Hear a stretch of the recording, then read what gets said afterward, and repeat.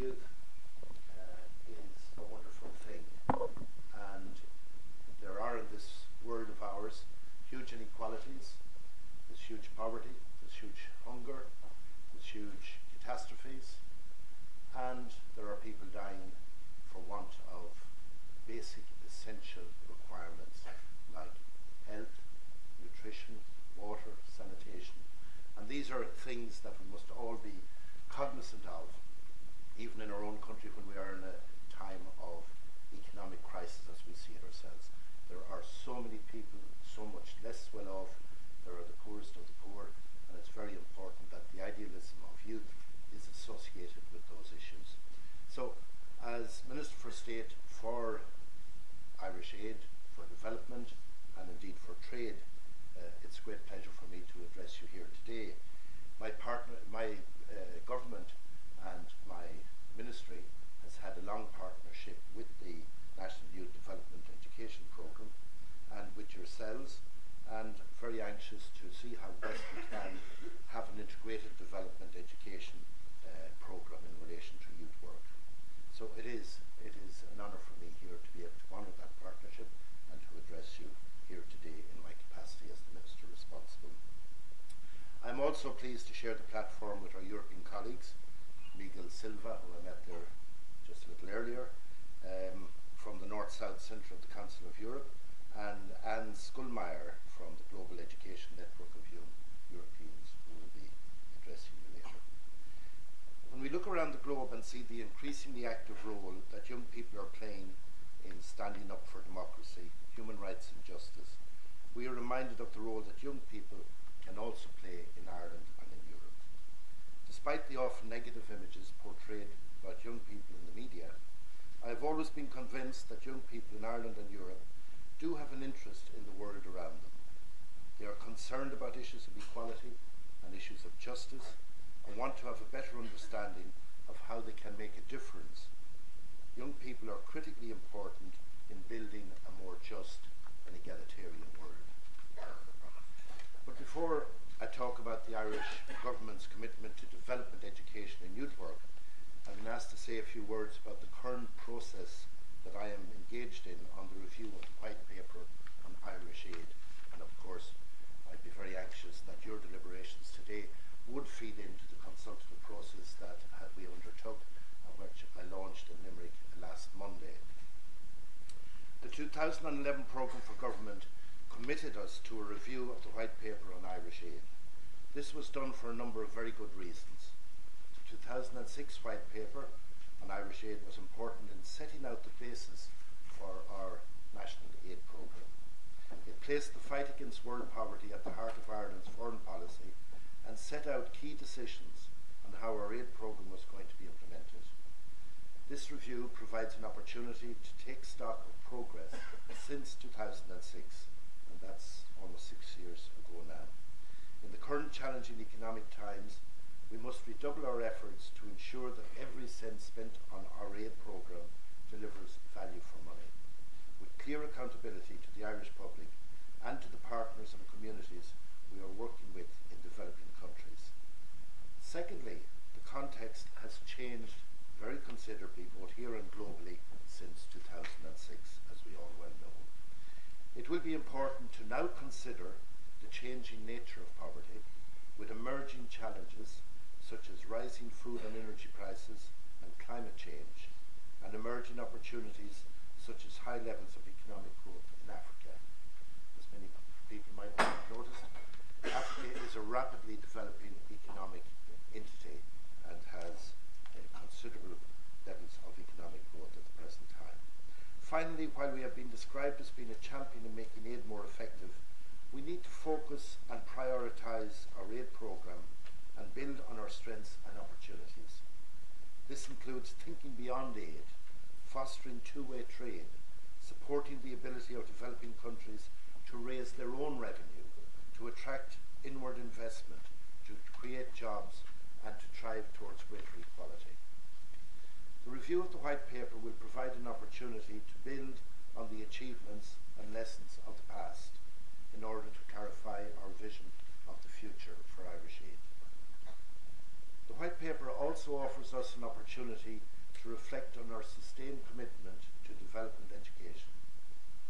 We have invested heavily over the years in promoting awareness and knowledge of global development and justice issues in Ireland. An important partner in this endeavour has been the youth sector. I believe that the work of deepening citizens' understanding of issues relating to global poverty and development is a core part of what Irish Aid does. The 2006 White Paper on Irish Aid recognised that part of its mission is to ensure that, and I quote from it, every person in Ireland will have access to educational opportunities to understand their rights and responsibilities as global citizens, as well as their potential to effect change for a more just and a more equal world. End of quote. I intend to use this review process to assess how well we have done in achieving this mission since 2006. So how are we going about the review? We will be holding 4 public consultations around the country. First one, as I said, took place in Limerick last Monday night. Cork, Dublin and Sligo starting next month until April. We will also consult with our programme countries in Africa, and we will also consult with our new communities here in Ireland. I believe that both have a unique and invaluable perspective in relation to the review process. We are using social media tools such as Twitter and Facebook to help reach a wider audience, including particularly young people like yourselves. So we would greatly appreciate contributions coming from organisations, coming from individuals in whatever mode, electronic or otherwise, that you are prepared to provide them. What we want is an input as to what is the appropriate manner for us to go forward in relation to Irish Aid programmes in the coming years. And criticism, any criticism of what you feel might have been done to date. More generally speaking, development education and youth work seeks to encourage young people to develop an awareness of the world in which we live. In Ireland, there has been a sustained commitment by the government to supporting this critical work. The 5-year development education strategy was launched in November 2007. Since that time, an amount of 20 million has been spent to support the implementation of the strategy, with a significant share of these resources supporting programmes that target children and young people, both in the formal setting of school as well as the more informal environment of clubs and youth organisations. This funding commitment by the government shows in a very practical way our dedication to development education. In anticipation of the review of the White Paper, a comprehensive review of Irish Aid support to development education was completed in 2011. The overall findings of the review indicated that there is clear evidence that engagement in development education is growing in Ireland and that there is some excellent practice. The review made a strong case for continued support and investment in development education by Irish Aid, but also suggested that there was scope for a more strategic approach to funding development education in a number of areas.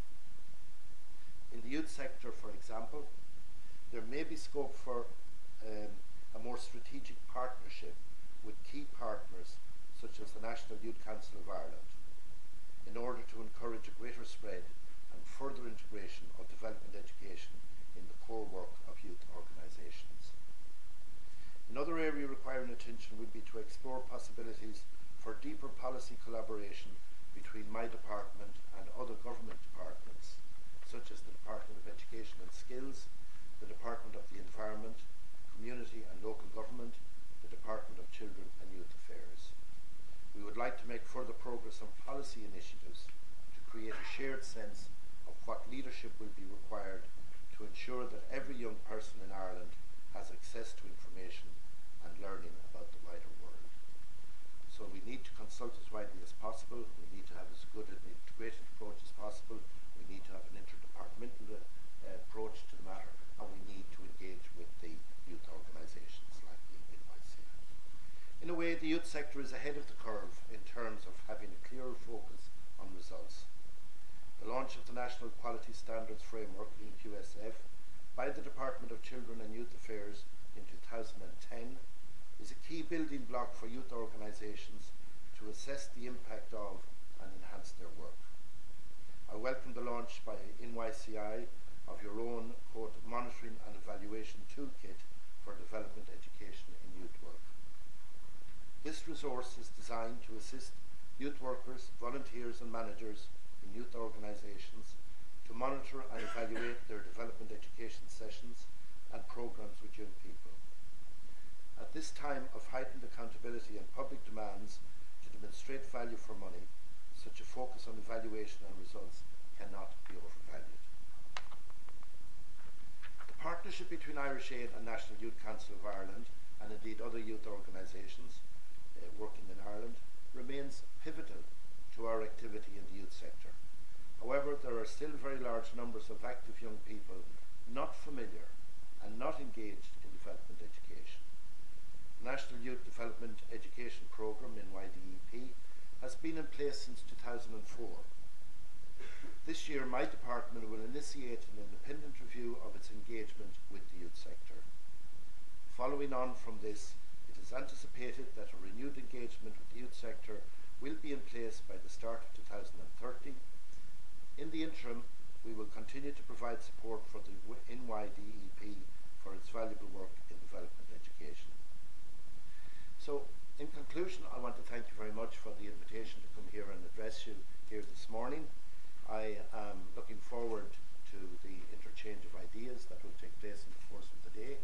I am particularly anxious that the fruits of your deliberations would be fed back in some manner into our process, which is a review process of the white paper on Irish Aid, and of course that includes development education, includes a whole range of other aspects of the work that we are doing with NGOs on our own behalf. So all of that is very important. So while you're doing your annual, having your annual conference, preparing your own work, preparing your own policies, your own practices, we would certainly like to benefit from the results of the interchange that you are having here today. So once again, thank you very much for having me here to speak to you, and the best of luck in your work in the course of the day.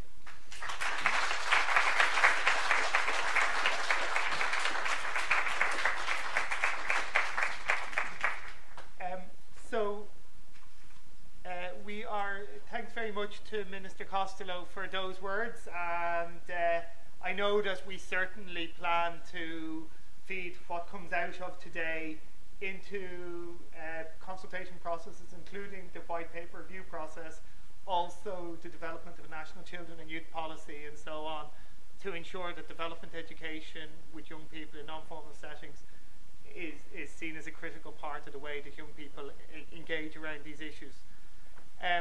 Now I'm going to call on Miguel Silva to talk to us a bit and bring a Europe